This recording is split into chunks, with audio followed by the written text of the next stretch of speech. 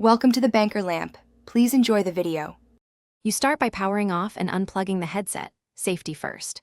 Once done, remove the ear cushions gently, pull at the seam, not the fabric.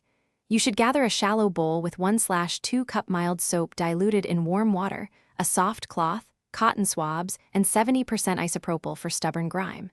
Make a quick photo of each cushion's orientation so you know which side faces out. Begin with the left cushion so you can compare cleaning results as you go. You now handle each material by type. Leatherette responds well to a damp cloth and mild soap.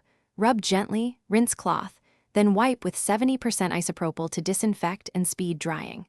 For open cell foam or fabric mesh, avoid submerging. Compress under running water or use light Duncan squeeze cycles, then press with towel to remove excess.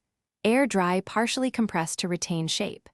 Use cotton swabs dipped in isopropyl for seams, speaker grill edges, and stubborn grease. Be careful near wiring and adhesive. You finish by drying completely. Set cushions on a towel in a well-ventilated spot for at least 12 hours. Do not use direct heat or sunlight because that warps leatherette and degrades glue. Once dry, align tabs to the ear cup slot and press evenly until the cushion seats fully. Test fit by wearing briefly and checking seal. If foam lost shape, gently reshape while slightly damp and let finish drying. If odor remains, place cushions in a dryer-safe bag with a dryer sheet on low for 20 minutes and air out. Thanks for watching. If this was helpful, leave a like and consider subscribing. See you next time.